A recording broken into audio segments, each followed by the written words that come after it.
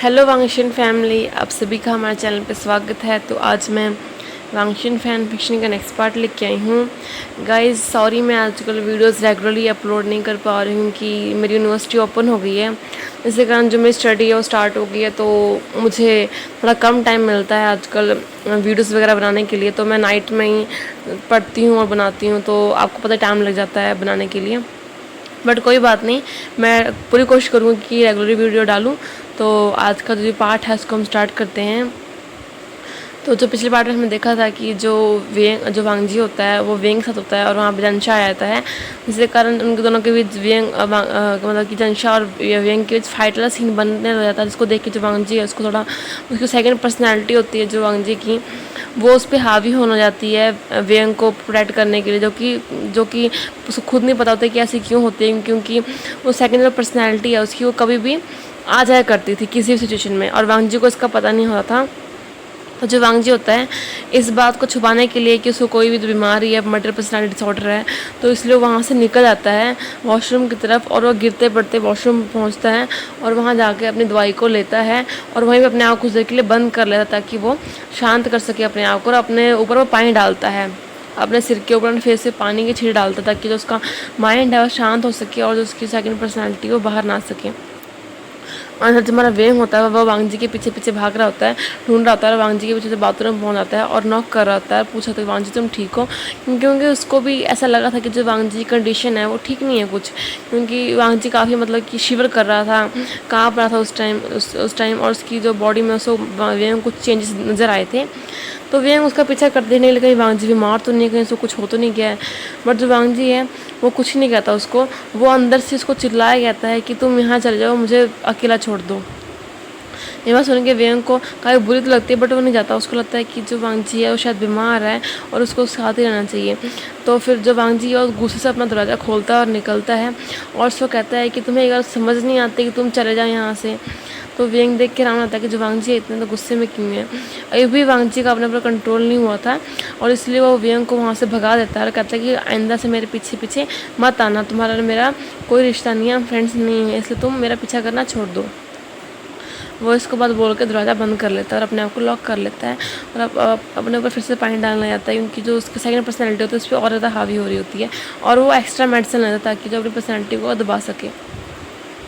और थोड़ा तो वेंग है वो गुस्से में अपना हाथ मारा दीवार पर, कहता है कि ये अपने आप को समझता क्या है, एक नंबर का खड़ूस आदमी है, इसके चाहे जितना मर्जी कर लो ये कब में सुधरेगा। रात को तो ये कैसे बन रहा था, कैसे कि हम दोनों बहुत अच्छे फ्रेंड होते हैं, और अभी देखो कैसे बन रहा है। तो फिर जो वेंग होता है वो कहता है कि आइंदा से मैंने कभी इसको बुलाना ही नहीं है। तो जो हमारा वेंग होता है वो वहाँ चला जाता है और अपने मतलब कि अपने दोस्तों को जाता है, और जो मैम होती है उसकी फ्रेंड होती है उससे पूछती है कि तुम कहाँ गायब थे। तो वेंग कहता है तुम तो चुप ही रहो, मेरा मूड अभी इस टाइम सही नहीं है। तो जो वैनिंग होता है वो उसको बताता है कि ये अभी अभी जो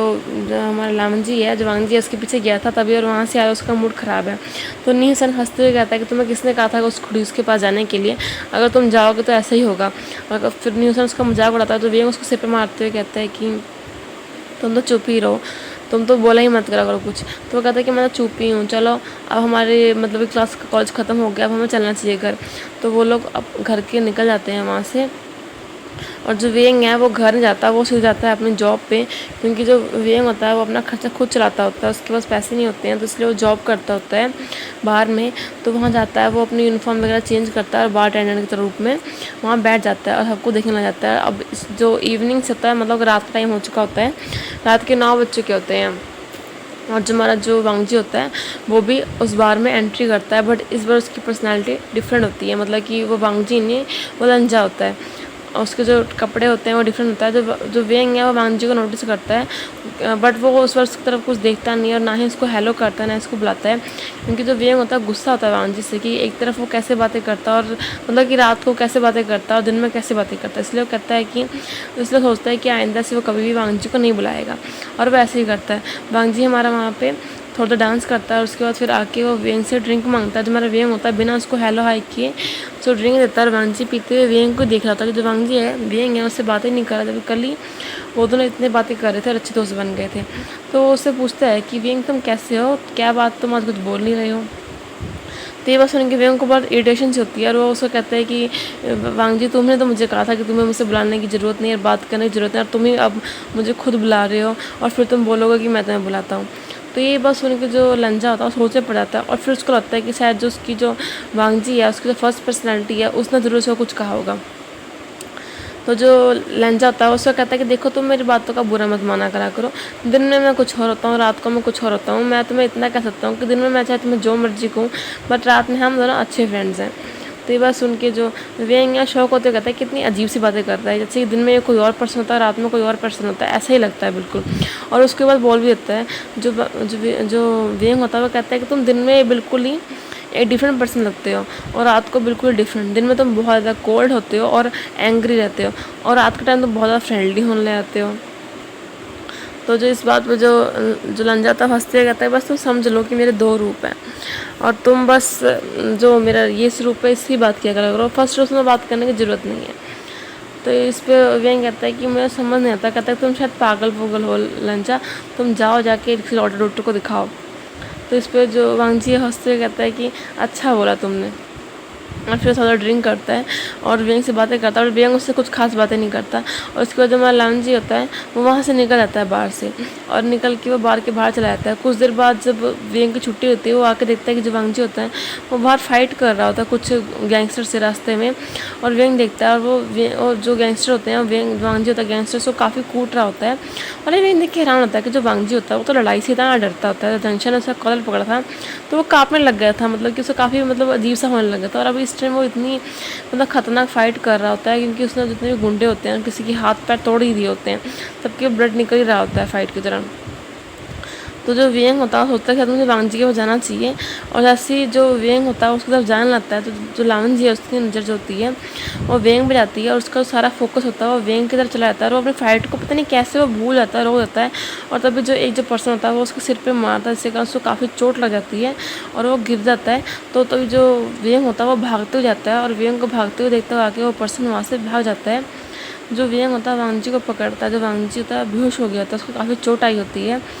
तो वेंग उसको कैरी करता है और लेके जाता है अपने घर पे, क्योंकि जो वेंग को वांग जी का एड्रेस नहीं पता होता है कि वो कहाँ रहता होता है।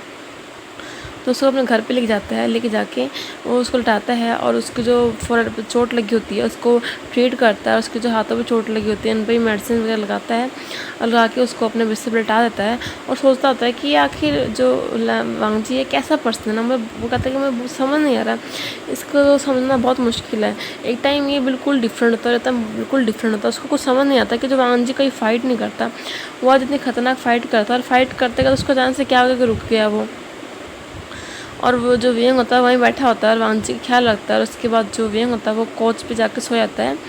और जो इस तरह जो सुबह के 5 बज जाते हैं और जो हमारा वांग जी है उसकी जो आँखें हैं वो खुलती हैं और वो अपने आप को कहीं और देखता है। और इस टाइम वो वांग जी होता है, लंजा नहीं होता है। तो वो देखता है कि वो कहीं और है और अपनी नज़र घुमाता है तो सोचता है कि शायद ये वांग जी का जो वांग जी है उसका सेकंड पर्सनैलिटी है, उसका काम होगा। अब सोच रहा था कि अब उसने ऐसा क्या कर दिया, वो बहुत डर जाता है कि वो किसी घर में घुस गया, कहीं उसने किसी को चोट तो नहीं पहुँचा दी। तभी वो देखता है कि जो वांग जी वेंग होता है वो कोच पे सो रहा होता है। तो उसको लगता है कि तो फिर वो कहता है वेंग, और फिर उसको लगता है कहीं जो वांग जी है उसने वेंग को तो नहीं कुछ किया, क्योंकि सुबह सुबह जो वेंग था उसके साथ था। तो डर जाता है और वो तुरंत उठता है और वेंग के पास जाकर देखता है तो वेंग बिल्कुल ठीक होता है और वो अपने आप को देखता है कि उसकी शर्ट नहीं होती है और उसको काफ़ी कि बैंडेज वगैरह लगाई होती है। तो वो समझ नहीं आता, वो तुरंत अपनी शर्ट को ढूंढने लग जाता है और उसी में जो वेंग की जो आँखें हैं वो खुल जाती है और वेंग देखता है कि जो वांग जी है वो कुछ ढूंढ रहा है। तो जो वेंग वांग जी से पूछता है कि तुम क्या ढूंढ रहे हो वांग जी, तो वांग जी कुछ नहीं कहता। तो जो वेंग समझ आता है कि वो अपनी शर्ट ढूंढ रहा है तो उसको उसकी शर्ट देता है जो कि उसने धो के सुखाने की रख दी होती है। तो जो वांग जी है उस शर्ट को पहनता है और वेंग की तरफ देखता है बट कुछ कहता नहीं है। उसको समझ नहीं आता कि वो वेंग से क्या पूछे, क्या एक्सप्लेन करे कि वो कैसे आया कैसे नहीं। तो वेंग को लगता है शायद वांग जी कुछ और फील कर रहा है, तो वो कहता तो वेंग हंसते हुए कहता है कि वांग जी तुम ठीक हो। तो जो वांग जी अपना सिर हिलाता है तो जो वेंग कहता है तुम चिंता मत करो, ऐसा हो जाता है, तुम कुछ खाओगे मैं तुम्हारे लिए ब्रेकफास्ट वगैरह बना दूँ। तो वांग जी मना करते कहते कि अब मैं जाना चाहिए। तो वेंग कहता है नहीं नहीं हम साथ में चलते हैं, आपको तुम कुछ खा के ही जाना। वांग जी मना तो करना चाहता था वेंग को, बट वो सोचता है कि मुझे वेंग से पूछना भी है कि कल रात को आखिर क्या हुआ था, तो इसलिए वो रुक जाता है वहाँ पे। और जो वेंग होता है वो जाता है किचन में खाना बनाने के लिए। और वो मतलब ब्रेकफास्ट को रेडी करके लेके आता है वांग जी के पास, और वांग जी देखता है कि वेंग उसके लिए ब्रेकफास्ट लेके आया होता है। और तब तक वांग जी होता है वो वेंग के जो रूम को नोटिस कर रहा होता है। जो वेंग का रूम होता है छोटा सा होता है, वहाँ पे सिर्फ एक बेड होता है और एक सोफ़ा होता है, और सिर्फ किचन में कुछ सामान होते हैं बहुत ही कम, जिसमें बहुत ही कम कुकिंग का, और फ्रिज होती है वो छोटी सी होती है और वो थोड़ी खाली होती है, उसमें सामान उतने होते नहीं होते हैं। इससे वांग जी को कहीं ना कहीं अंदाज़ा लग जाता है कि जो वेंग है उसकी कंडीशन फिर मतलब कि इकोनॉमिकल कंडीशन वो कुछ खास अच्छी नहीं है। और वो सोच रहा होता है कि जो आखिर उसकी सेकंड पर्सनैलिटी है वो आखिर वेंग के पीछे क्यों पड़ी हुई है, और इस बात को सोच रहा होता है। सोचता है कि मुझे वेंग से इस बारे में बात करनी चाहिए, और सोच रहा होता है क्या मैं वेंग को अपनी रियलिटी बताऊँ, क्या उससे कहूँ कि वो मुझसे दूर रहे, कहीं उसके लिए ख़तरनाक हो ना हो। तो फिर सोचता है कि जो उसके अंकल हैं उसने उनको मना किया था किसी को ये बात बताने के लिए कि जो वांग जी को मल्टीपल पर्सनैलिटी डिसऑर्डर की बीमारी है, क्योंकि वो नहीं चाहते कि जो उनका नाम है, इतना बड़ा लेंस का जो नाम है वो ख़राब हो और किसको पता चले कि जो उनका नेफ्यू है उनको एक बहुत ही मतलब की बीमारी है, इसका अब तक कोई इलाज नहीं है। तो इसलिए वो चुप ही रहता है, और जो हमारा वेंग होता है वो उसके लिए ब्रेकफास्ट बना के लेके आ जाता है। तो इस साथ मैं इस पार्ट को एंड करती हूँ, नेक्स्ट पार्ट में देखेंगे कि आगे क्या होता है। Thank you so much guys.